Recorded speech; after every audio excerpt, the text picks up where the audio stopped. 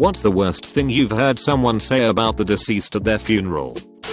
My friend's father passed away a few years ago, and a buddy of ours shows up out of the blue. We haven't seen this guy in a long time.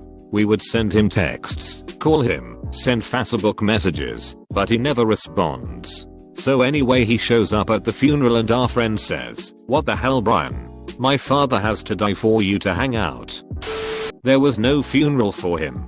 His sisters wanted one in the "it's the right thing to do" sort of way, but the rest of the family, his mother included, were in camp "why bother?" A lot was said, as this was the man who had abused my grandparents for drug money for years, stole from family members, including the birthday money of small children. I taught the younger cousins how to hide their holiday cash from him, faked cancer on multiple occasions to gain sympathy and more money, and broke down my grandma's front door when she didn't want to deal with him while my grandpa was dying in their house. There were two that stand out. Oh, he actually did die of cancer? About time. And the real ice cold one, from his mother. It's for the best.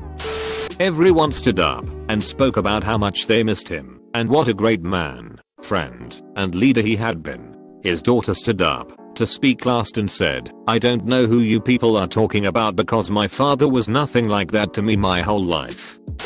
My sister said about her own 17-year-old son who committed suicide, "I was going to throw him out when he turned 18 anyway." I have actually never seen her happier. She was the center of attention. Everyone consoling her, people sending her flowers. It was so disturbing that words fail me. My very Christian grandmother, who is in the beginning stages of dementia, talked about how great my grandfather was in bed at his funeral. It was actually kind of sweet, but the timing wasn't great, and I don't know how much her children wanted to hear about it right then. Backstory: there is a dentist in the ground level of the building where I work that a lot of us go to. Well, 2 years ago, she killed herself. News started traveling around, and the only thing the woman behind me said was, "Bless her heart, she was so convenient." After grandma's service, we were discussing where to go for lunch when Gramps tells cousin 10, "You stay here with the stiff, we'll pick you up later."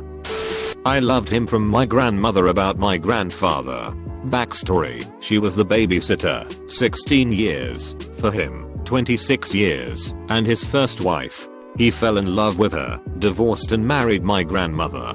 They had 2 kids together, and he stayed madly in love with her. She had 2 more kids that we know, but don't talk about, with someone else, the man she sometimes refers drunkenly to as the real love of her life. Grandpa stayed with her another 10 years, before she left him in a backwoods town in Georgia, and she left to NWFL. He never remarried, became an alcoholic, and died of cirrhosis and Alzheimer's. I know he loved her to the very end, and sometimes talked about her while having a bad memory day. She showed up at his funeral drunk, on the back of a current man friend's bike, and cried loudly about their great love story during his service and time overseas, during which we know she didn't wait for him. I wanted to punch her. Honestly, sometimes I can't be in the same room as her. It's amazing to me that all 4 kids, my mother being the firstborn, turned out half decent after their fucked up marriage. Half joking statement, he was the worst, but at least he got the family together for this occasion. I have a 1910 local newspaper obituary for my grandfather's brother, my great uncle, who died when my grandfather was 12. It reads, "John Doe died walking on Goose Gap Road with friends Saturday night when he fell on a knife. He was well known as a wicked and godless boy who brought shame to his family, but his parents are good faithful church-going people and our sympathies are with them." My biological father's longtime mistress spent her time during the eulogy talking about all the profound emotions she felt when they were making love, and how she knew from that he was the one. Her children, from a man she divorced to be with my father, were sitting right in front of her. While on his deathbed, he woke up one of his last times and used his time to scold her bitterly for reading a magazine while he lay dying. She considered it a light-hearted and endearing moment. While recounting his legacy, she got almost every single detail of his professional life wrong and pointed me out as hopefully walking in my father's steps, knowing I hated him. The only other person to talk was the priest. My father was narcissistic, a psychopath, and a bad person in ways that aren't mentioned in pleasant conversation. All he cared about in life was power and glory at any and everyone else's expense, and he was buried at the funniest and most undignified funeral I have ever seen. It was almost therapeutic. 10/10. It wasn't exactly about the deceased, but as my parents, my brother and I arrived at the crematorium to see my uncle off, my mum went smells like a barbecue. During his sermon at the funeral, the preacher said that he thought it odd that the deceased insisted on having a church funeral, given that records and personal testimony indicated that he had never stepped foot in church during his lifetime. When my grandmother's brother-in-law passed away, my grandmother asked me to be a pallbearer, since they were having a hard time finding anyone that would agree to do it. During the funeral, nobody other than family showed up, and when the minister asked if anyone wanted to say anything about the deceased, there were several people that shouted out things like "good riddance." He had been a man that was widely hated by the community as well as his family. He spent his entire life swindling anyone, including members of his own family, out of everything that he could. Ooh, the boss gave a very Michael Scott-like eulogy. First, he asked for a moment of silence, then talked through it. But the cringiest moment was saying how much the deceased cared for his ex-wife and daughter. I see how much child support comes out of every one of his paychecks, and he never complained about that. At my father's wake 20 years ago, the man married to my godmother gave a speech. He started with "Bill was a very flawed man," and went on to badmouth my dad for 5 minutes. This from the smarmy alcoholic, a chat that hit on me at a bar 2 years later and was universally regarded as a dick. We are all flawed, but my dad was one of the greatest men and best fathers I have ever met, aside from my husband. The funeral was standing room only and full of people whose lives were touched by my dad's kindness and ability to make people laugh. I wanted to punch my godmother's husband in his face that day. He committed suicide a few years back.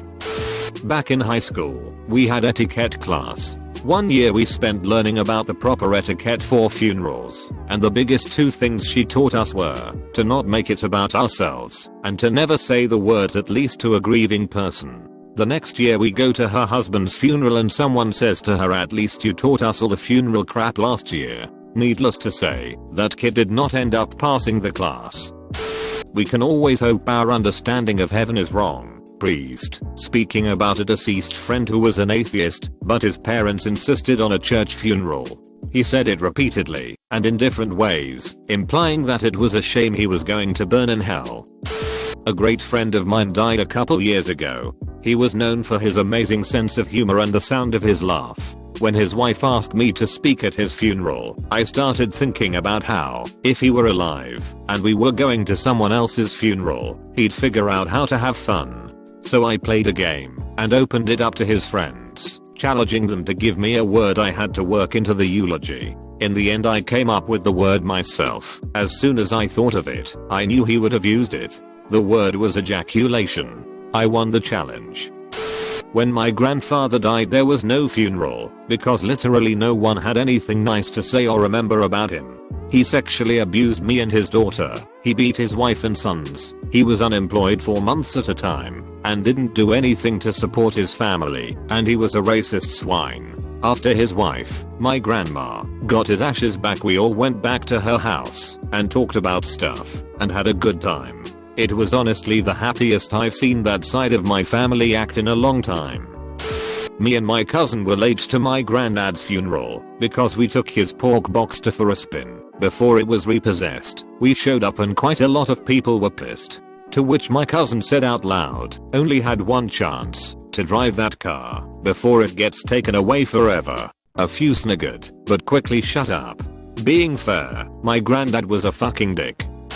I haven't heard this, but I read it from one of those memoir books that explain what it is to have Asperger's syndrome. The woman telling had been called out for laughing at her grandma's funeral and asked if she hated her grandma. She had to explain that she didn't. She had liked her grandma, and she was laughing because of how sad she was of her grandma's passing.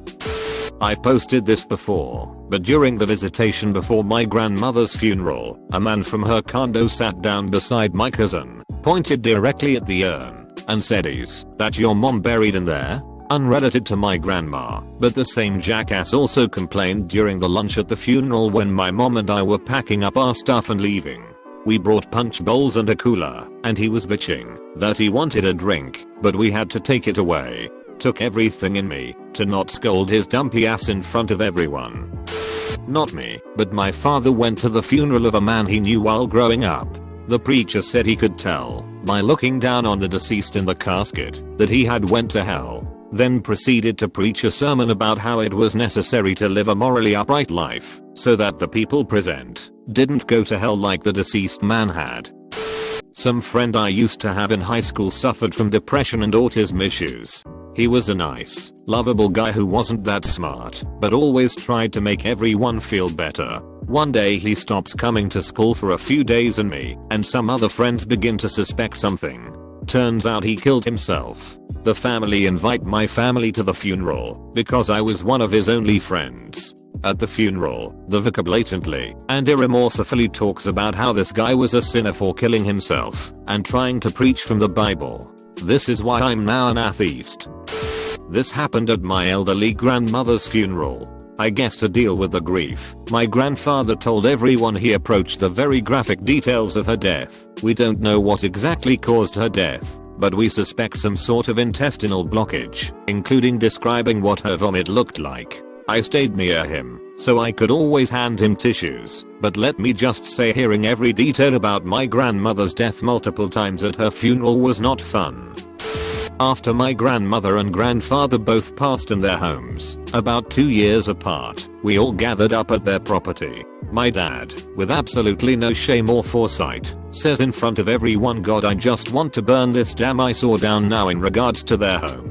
It was just heartbreaking to hear him so heartless. Mind you, this is the day my grandfather passed away, hours afterward. Not at the funeral, but when my aunt died there were some quiet hushes that it might have been a drug overdose or suicide, because she was a nurse and probably had access to some drugs. She was just kinda fat and died of heart problems. It was mostly all speculation because the autopsy took so long, but still it's pretty morbid to think about. On that note, she was also a donor and her family was shocked to find out that the hospital wanted to take some of her parts and use them for other people. I think they ended up using some parts, but my aunts didn't want her to have a closed casket. If you're going to be an organ donor, talk to your family about it ahead of time, because there's never a good time to find out that somebody needs new skin or leg bones right when you find out your aunt died. Funeral where the mostly religious family couldn't stop talking about how deeply religious the deceased was. Just listening to that, you'd have thought they were a hardcore fundamentalist and had a sudden revelation about the true meaning of things on their deathbed. The deceased was an atheist, very easygoing, didn't care what anyone else's beliefs were, so long as you treated other people fairly. Pretty sure the revelation was after heavy pressure to convert, an offhand comment along the lines of, "Oh, whatever, if it makes you happy," very close to the end. It was me, but I don't know if it's actually that bad or not. My great grandmother had died, and I had known her very well. We were close. But I looked into her casket, and she had her hair spiked. It was short, her nails painted, and had some makeup on. She never styled her wig, never wore nail polish, and never wore makeup. I just looked at my dad and said, "It's not her, just the body she used to be in. It just wasn't her anymore."